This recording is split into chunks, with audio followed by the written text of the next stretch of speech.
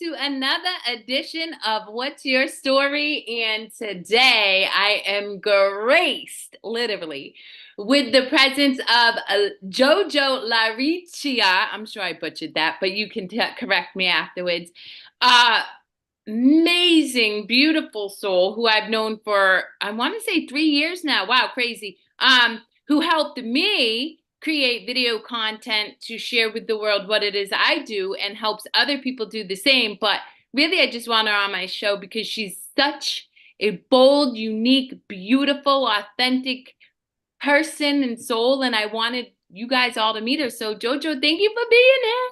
Oh my God, Kerri, I absolutely adore you. You are a powerhouse chick for sure. And you said my name perfectly. Yay!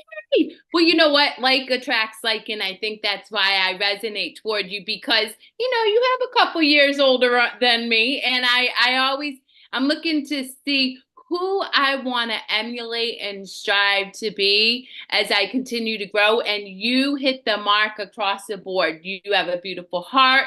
You're charismatic. You're constantly learning new things, which I love because I think that keeps you young at heart. Um, and you're brave. You just jump out and do stuff and see where it lands, which is so impressive to me. Yeah, I definitely love sticking my neck out. If you don't stick your neck out, you're never going to know. Yeah. And by the way, everybody fails. They call it failing to success. You have Mm, to make mistakes to move ahead. There's no yeah. other way. If somebody tells you they have a perfect life, they're lying. I love that you said that. Nobody has a perfect life. We're on planet Earth. We're gonna make mistakes. That's just how it goes. Yeah. And I'm curious, have you always had that ideology, that like understanding that you were going to fail to be successful? Because you and I talked when you were doing my video, and my gosh, you were like the first woman entrepreneur in Boston selling t-shirts, if I'm not mistaken. I was the first one of the first women. Well, I was the first woman to sell T-shirts on the streets of New England in 1976. You probably weren't even born then. I was 21. I am going to be 70 in a few weeks. So when this broadcast comes out, I will be 70, which is insane. And it's like, yes, Yeah. yes, it's all good. It's all good.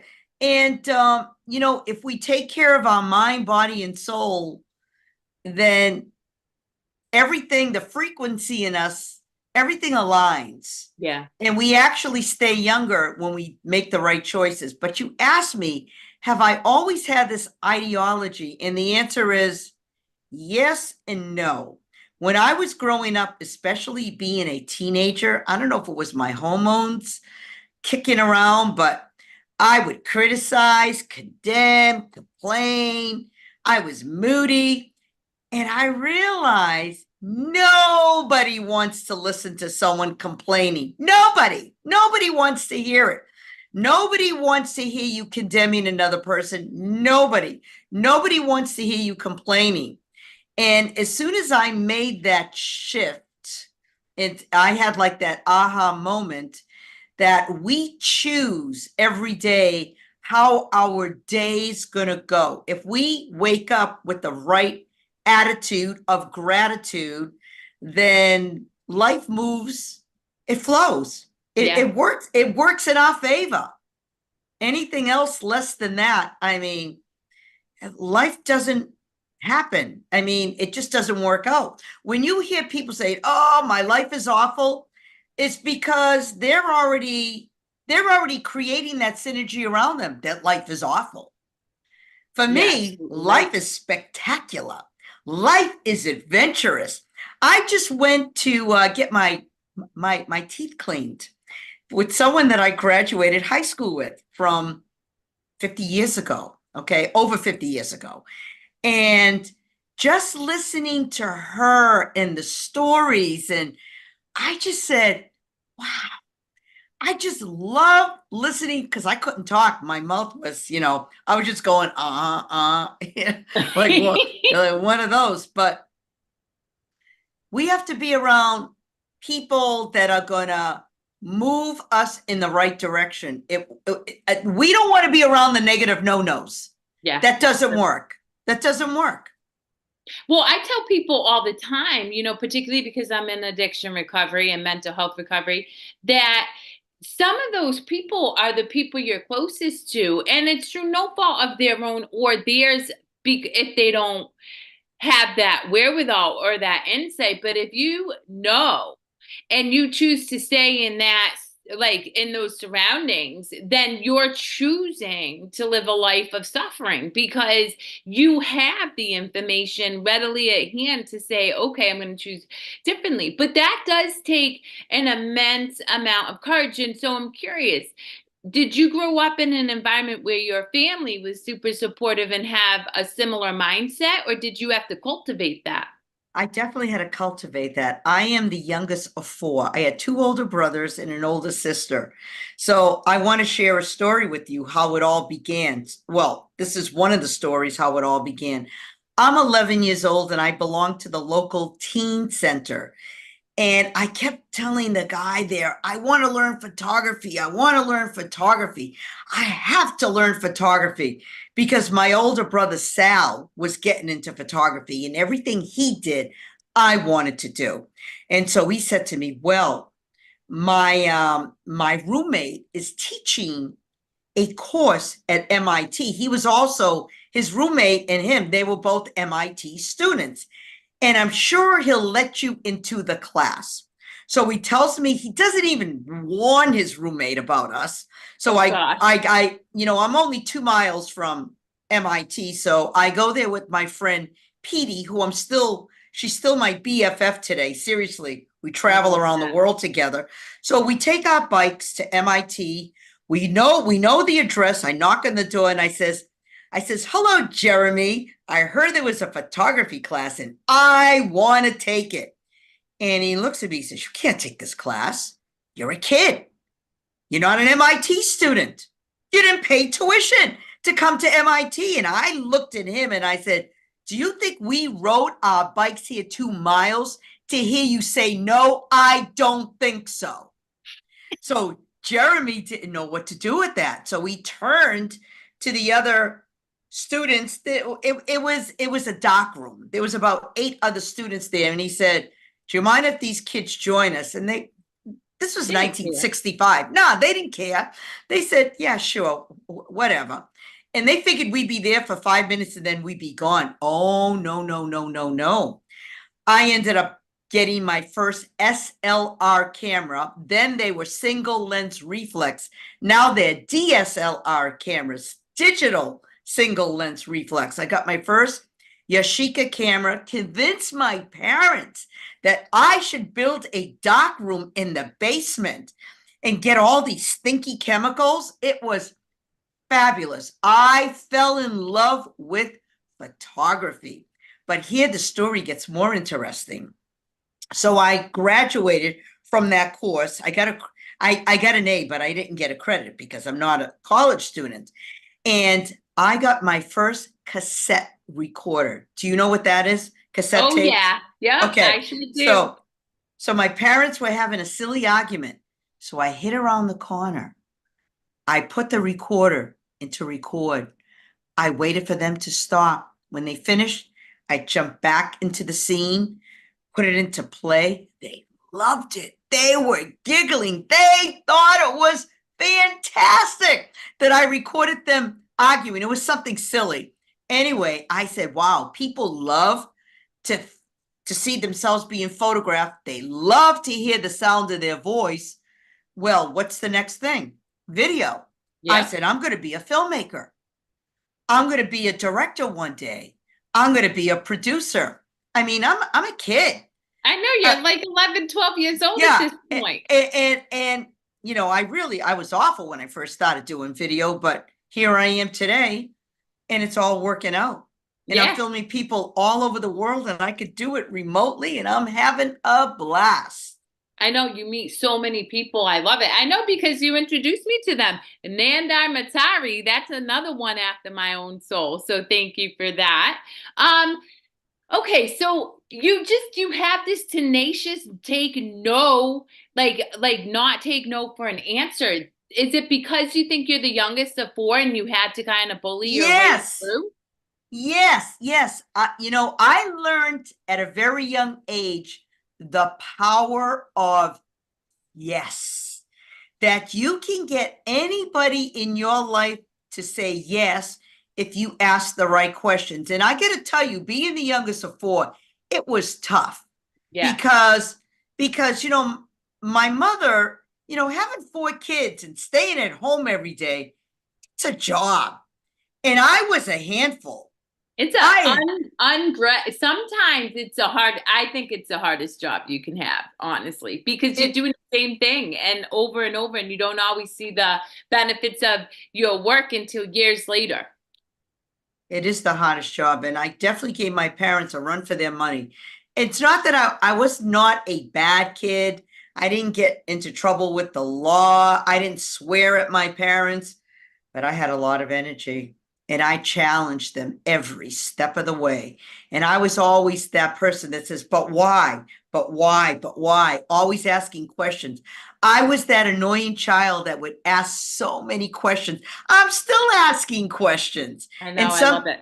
and some people do get annoyed. They just do. They don't want to answer. But Well, that's because I think when you ask questions and it highlights their lack of information, instead of being able to just say, I don't know, they get insecure and then get short. That's what I come to understand. I think people either operate from two lenses, one of fear and one of love. Would you not, what are your thoughts on that? Because you definitely show up as love, but you also meet a lot of people. So you probably see just as much, if not more than me, when it comes to how humanity shows up in connection with others.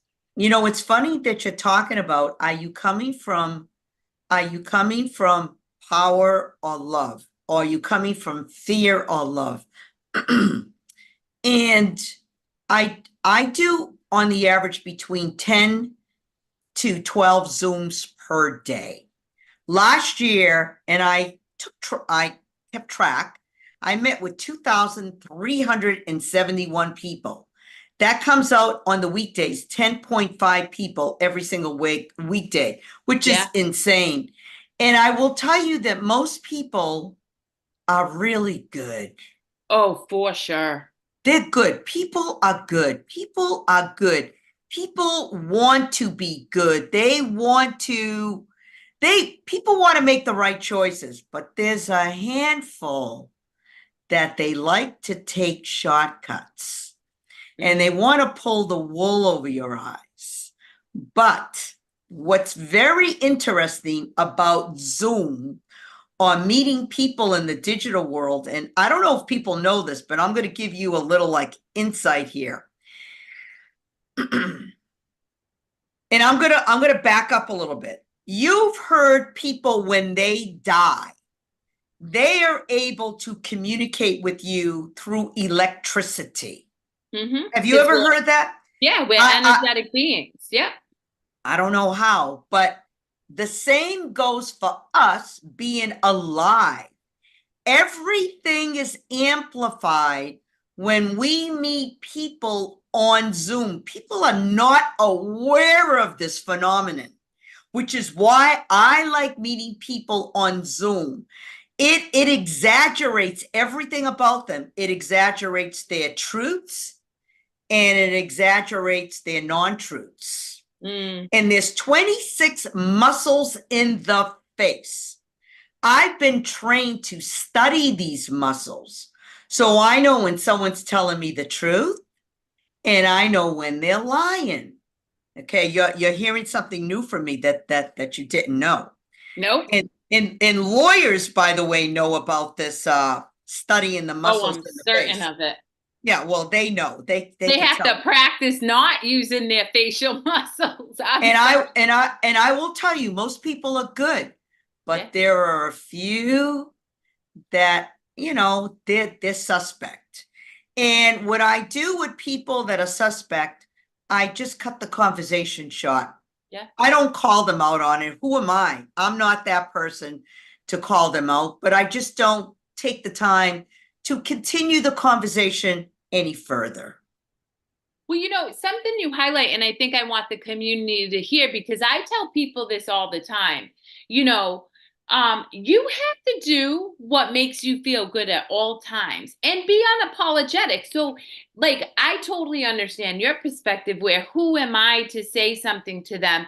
But it even goes beyond that, in my opinion. I think at the end of the day, if it doesn't feel good, end the conversation, and you owe nobody an explanation as long as it feels right for you. And I think, something that continues to permeate through this conversation is your self-confidence and the self-love you have for yourself, right? All of these things that you've done, you advocated for yourself at 11 to take a class at MIT. You then got curious and then took video. You show up and meet with 2,300 people, whatever the case is. That's self-love. And that's advocating for your needs. You can't love yourself and not advocate for your needs. So I imagine you're really good outside of even connecting in Zoom at recognizing what serves you or makes you feel good, and then being unapologetic about walking away from what doesn't. Absolutely. This morning I woke up at, let me see, I think it was about almost 5 a.m. And I was going to jump on a networking call, and I went, no, I'm not jumping on the networking call. I'm going to go for a long walk because today it's beautiful outdoors. I mean, it's 60 degrees. It's like it's early in the morning. And it was just a fantastic morning, and put in my earbuds, and I'm listening to the music, and I'm grooving. And I said, this is the way to start the day. I can't be on Zooms 24/7. I just can't. Yeah. I need to take time for me, because how am I going to serve the world unless I take care of myself? Yeah. And that's what it's about, self-love. Yeah. Yeah. Well, so again, I'm going to go back to, so something else that really percolated in my brain from meeting with you. So I fortunately was able to do my recording in person with JoJo. So I got to give her a hug. How lucky am I? You have a record. You did music, right? Oh my God. Yeah. Let me pull it up. Go get it. Because I love it. This was me 30 something years ago. And I was on MTV for the Basement Tape. So so this was quite a few years ago. I built three recording studios, actually 2 recording studios. One recording studio had 1-inch tape. Then there was another recording studio with 2-inch tapes. Now, I want you to know that tapes, a 2-inch tape, an Otari 2-inch tape, costs $250 for 30 minutes of music. Yeah. Whoa. Right. You have no idea how many of those tapes I bought. Now, we just record things and we get a WAV file or an AIF file or an MP3 file, and it's all done through the computer. But back then, they had the big badass recording, recording machines. I had my own engineer that was on staff. I had my own band on staff. I would pay all these guys because I had a business on Boston's waterfront that I was running. It was seasonal. And when I wasn't doing that, I was nurturing the video mind, the media mind. So I always had my hand dipped into the pool. I was always either working or creating, creating. And working on Boston's waterfront, oh my God, did I learn a lot about people, because I worked in front of the New England Aquarium, and I had a pretty unique business. I got to tell you, it was fantastic. And I did well, but I worked hard. And if you want anything to work, you have to, it's like day in, day out, day in, day out. You can't say one day, oh, I don't feel like working. There is nothing like that. I had perfect attendance in grammar school and high school. What is my point? There were no days off. And that has continued throughout my life. I got into a car accident in November of 2022. And this guy hit me from behind going 50 miles an hour. I was at a stoplight. And I got, my whole body got kind of like catapulted back and forth. Anyway, I said to the guy, the toll guy, I said, listen, I have a Zoom call. And he said, you just had an accident. I said, I can't miss my Zoom call. He said, you just had an accident. I said, I can't miss my Zoom call. Okay. How many people would get into an accident and say, I can't miss my Zoom call? You hear what I'm saying? Now you know my dedication. If I say I'm going to show up, I show up. I'm there. Well, so something, you know, first off, I'm a huge proponent of discipline, and or I call it, you know, devotion to self. And that's simply because we do need to devote time and energy to everything that we care about. But I do want to highlight, you've always done what you love to do. And I think that is the difference, is that so many people in our day and age kind of have stepped into careers or lifestyles because they've been taught that this is what they needed to do to make a paycheck, and as a result they don't feel great about what they do, so it's harder to show up. Would you not say that it's easier for you to show up consistently every day doing what you do because you love it, so even though it's work, it's not really work for you? I absolutely love what I do, but I want to share a story with you because everybody in life, we are giving two, especially before we're 40 and after we're 40, two opportunities. I am 16 years old, and I say to my father, my dad, Daddy, why do you pay Joey and Salvi, those are my brothers, $15 to $25 a day when they work with you and you pay me $2 a day? Now, my father had a sideline where he would go out and sell balloons and novelties at the parades. And you know, it was a lot of work, and I would blow up the balloons. I was a hard worker as a kid. And my father said to me, you're a girl. They're boys. And I went, what? And I said to him, what do I need to do to get paid like my brothers? And he said, tomorrow. He had an answer like right away. There was like no hesitation. Tomorrow, I want you to go out and work alone in front of the New England Aquarium. I said, alone? And I hear my mother in the background, Victor, she's just a little girl. What are you telling her to do? And he said, she challenged me. And I knew in that moment, it was a defining moment. Should I go or should I stay? And I said, if I don't go, I just knew I had to go. Yep.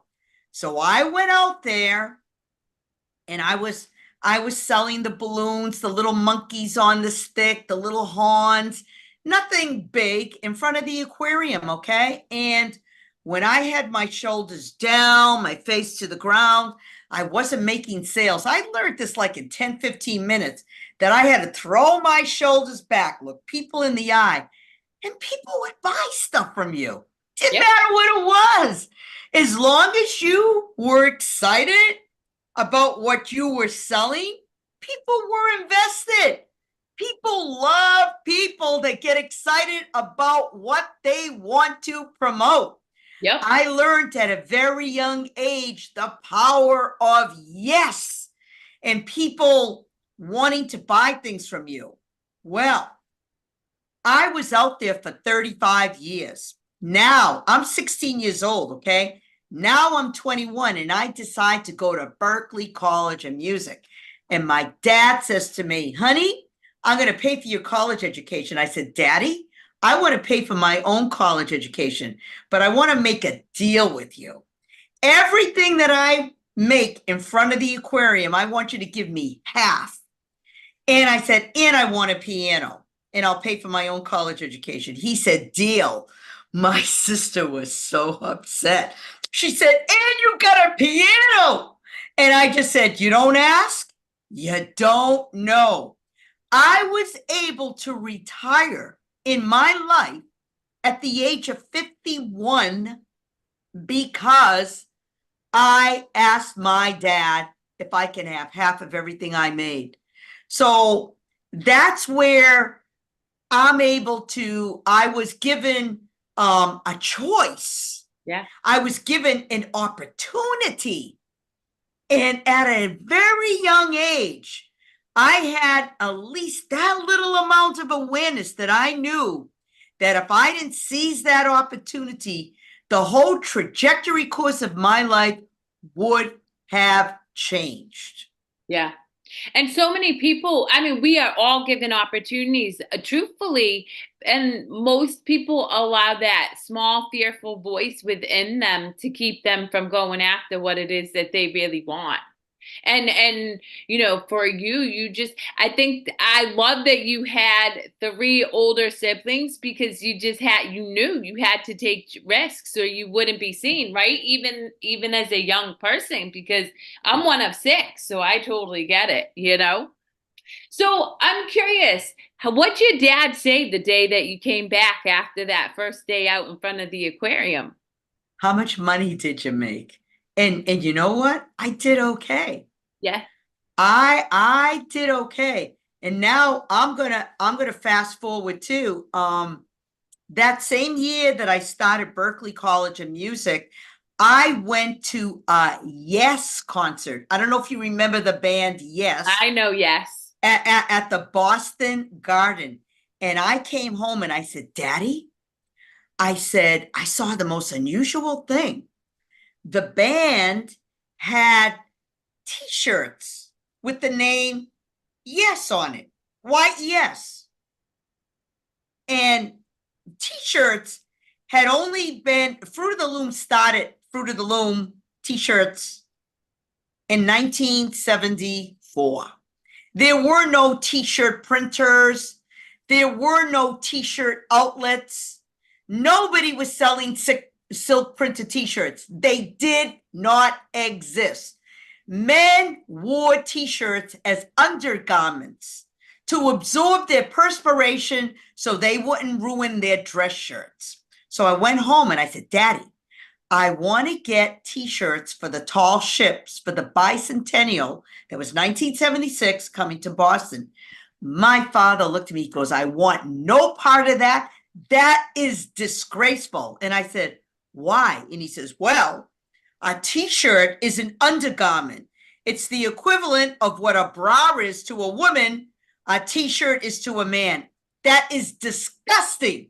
I don't want any part of it. If you do this, you're on your own, and I wouldn't even know where to tell you to go. And I said, but Daddy, I have an idea. I think I know who may be able to print these shirts, and I'm willing to invest my own money. My dad also had the side hustle where he would work at the football games selling the banners, the horns, and the pom-poms. You know, with the football games, he had a whole crew of guys working. So we went to New Hampshire to a t-shirt manufacturer, and the t-shirt guy said, I've never seen anything like this. I don't know if it can be done. I said, well, can we experiment with a few shirts and see if it can be done? And yeah, it could be done. So I bought 500 t-shirts in a department store. I had to tear each one out of a cellophane wrapper. I brought them all up to this guy. He printed them.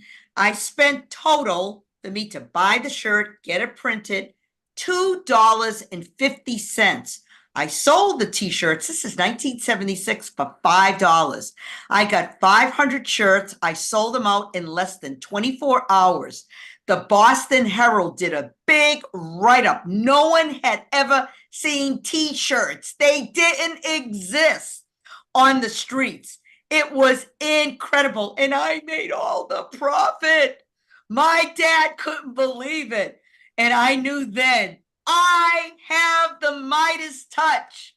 I know exactly what's going to sell. So yeah, it's just exciting. Yeah, it is. I love, but so it's so funny because you trusted your intuition. It's a couple weeks ago on my community, I was talking to people about discernment and intuition and the importance of really listening to your gut when the external forces, your father, the t-shirt printing company, all of them are saying, you were like, maybe, but I just have this feeling. And in doing that, that's really where, that creativity comes and it continues to foster. And then to your point, you were like, I know, I Yes. trust in myself, I have that touch.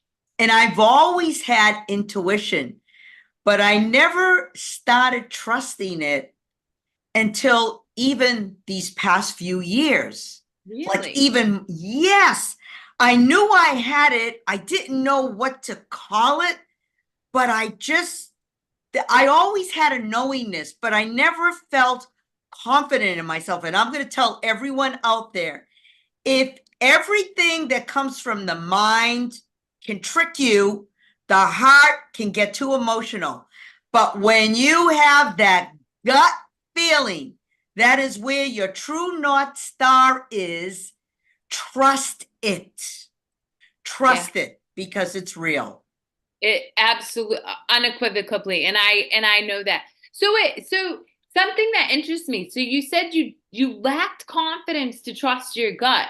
Have you always had like an uh I don't know, a higher reaching confidence, but like deep down there was this part of you that didn't trust yourself? Or I'm just curious, again, for my community, anybody who's watching who is saying, how this woman just be so brave and bold and like authentic and unapologetic from really birth till now? Were there Was it just cultivated over time, or did you have Oh, it? over time, it was just a series of events that just kept happening and happening. My grandmother, I was 16 years old. My grandmother was in the hospital, and she prayed that she would not suffer for more than 3 years. She had something happen in her brain. I don't know what it was, but my family knew that it was almost at the time that, she was going to die soon. So there was my mother and her two sisters, and my father and my two uncles, and me. Okay, we're at the funeral home picking out her coffin. Now, this about 16 grandchildren, but I'm the only grandchild. And I look at all of them and I said, we have to get to the Mass General right now. Right now. Nani, that's what we called my grandmother. Nani is going to die. And they all looked at me and they said, well, we have to do that. I said, no, we have to go right now. And I knew I could run to the Mass General. It was like maybe about a mile away. And I said, I'm leaving without all of you. I'm going on my own. So I stormed out of the place where we were picking out the coffin, and they all just came after me because, and they just left everything in midair. And I'm running down the corridor of the Mass General, and I see my grandmother's EKG machine outside of her room going. It's still going. I go into her room, I hold her hand, and all of a sudden, she flatlined, and I saw her spirit leave her body. Yeah. And I said, Nani, you waited for me. You waited for me. Whoa. I knew in that moment, I knew that I just said, this is amazing. I knew then that something was happening. I still didn't know quite how to put it together, but that was like one of the biggest aha moments. It was, Yeah. I thought it was beautiful. My aunt walks into the room. She said, "Get out," because she didn't want me to see my grandmother dead. I looked at it as a gift. Yeah. I It, agree. it was a gift. Yep. Then the story. Do we have a couple more minutes? Yeah, I got you till 11. Okay, so now I'm working at Arthur D. Little because I always had these side gigs. I always had 2 or 3 jobs as a kid. I don't know why, but I just love working. So I'm at Arthur D. Little. I'm sitting down at my desk.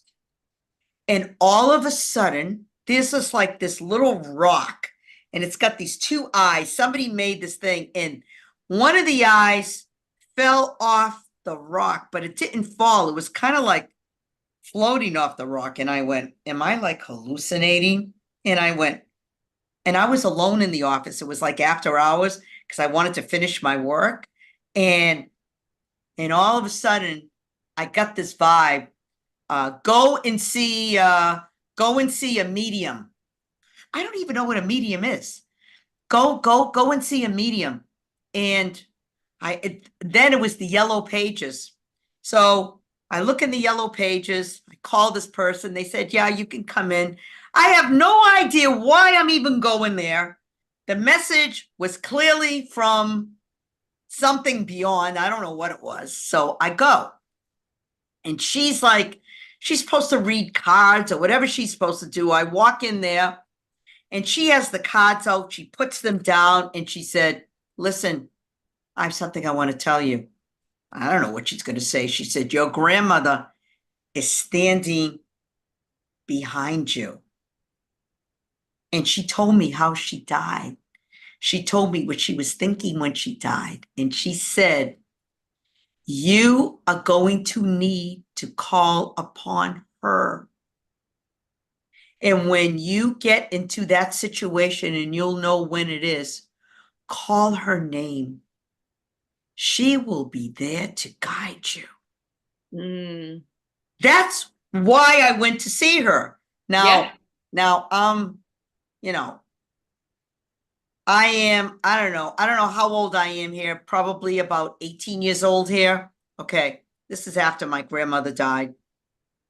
So now I'm going to fast forward. I am married to my ex-husband, who was very violent. He was cuckoo for Cocoa Puffs. I didn't know that he was a manic depressant. I didn't know that he had 5 personalities like Yeah. Sybil. I didn't know this.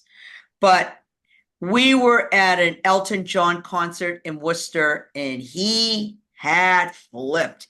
He was beating me while he was driving. He just kept pounding me. So I got into the back seat and I said, "This guy's going to kill me." So I said to him, "I'm jumping out of the car." He says, "I'll stop the car." I was willing to jump out of the car, even moving I mean, he was beating me pretty bad.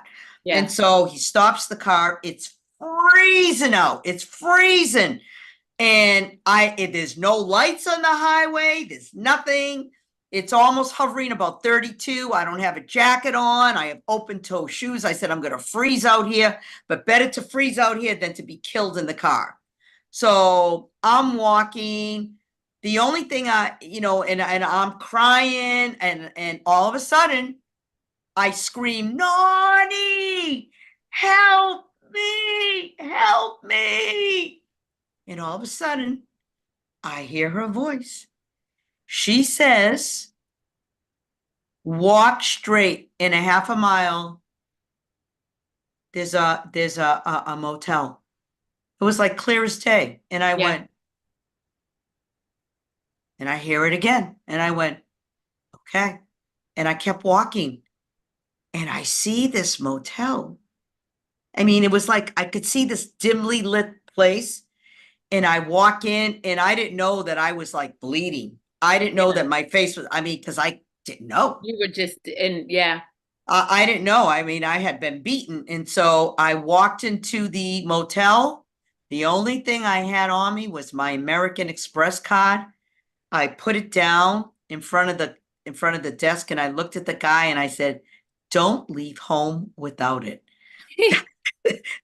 That's a commercial. And he said, "Lady, you're bleeding." And I just said, "I don't care. I'm safe here." Yeah. Okay. Yep. That's so, whoo, I have chills because everything you say, and I want to highlight this to the community because you guys hear me a lot, right? I study all theology, of course, and my community knows, but I also study quantum physics and neuroscience because if you're not spiritual, then what you said spot on in the beginning, we're energetic beings. So even if you say that there's no God or a source out there, the reality is we come from a conscious energetic universe, which you have obviously identified and tapped into at a very early age, whether or not you were aware of it or not. And something that came up for me when you were talking about being able to recognize energy through Zoom is, oh, I could pick it up from a mile away in person too, but that's just because that's kind of what I love to study, and that's my bread and butter, right? But just to hear that story, is just profound because so many people feel to recognize there's help even if it's not visible. There's help from energy or from spirit, whatever you want to believe. You just have to be willing to ask for it, which you've always been able to do, and that's why you were so successful. So with us wrapping up, because I could sit here and talk to you for hours, and I truly hope that the community has gained as much value from this conversation as I did, because I love just being in your presence. What's one thing you would want to impart on the community that has helped guide you from, for 70 years, that has really been, I don't know, the most prolific understanding or knowing that has helped you live a full, joyful, and just growth life, like a fulfilled life? That's really easy. My dad brought me up. He said, "There's always going to be situations where you're not going to know which way to choose or which way to go." He said, "Always put yourself into the other person's shoes, and you'll always make the right decision." So good. Well, the reality is we're connected, and if you come from a place of compassion, it's impossible to lose sight of the fact that we're all doing the very best we can. I truly believe that. Even for the people who you say, there are some shady characters, I truly believe that we show up from the lens we know, and we really do the best we can until we know better. I think about Maya Angelou's quote all the time. So thank you so much, JoJo. Oh, This has been a gift and a blessing. yeah, And and I just want to just bring something here out. I sometimes get these beautiful cards in the mail from you, and they're just fantastic. And I yeah, I'm just glad you still love, have them. yeah, this is, yeah, of course, I keep everything that you send. It's just absolutely beautiful. And it's just like this is love. This is Yeah. you. You're pure love. And another thing is we should always come from we shouldn't come from power. We should always come from love. Always come from love. That's it. You know, with that, I'm going to say, JoJo, you just fill my cup because my vision board is packed with one saying all the time. And it is, if I can be Christ-like and in love to all at all times, then I will have achieved what I believe my soul's purpose is on this world. So for you to share that with the community means a lot. So thank you. Thank you Thank guys. you, Tune in Kerri. for another. What's that? I love you. I Thank love you. you too. Tune in for another episode of What's Your Story, and check out JoJo if you're looking to get a video made about what you do in business, or really just connect with one heck of an amazing woman, reach out. I'll put her information in the comments for sure. And until next time, with big love to all of you, be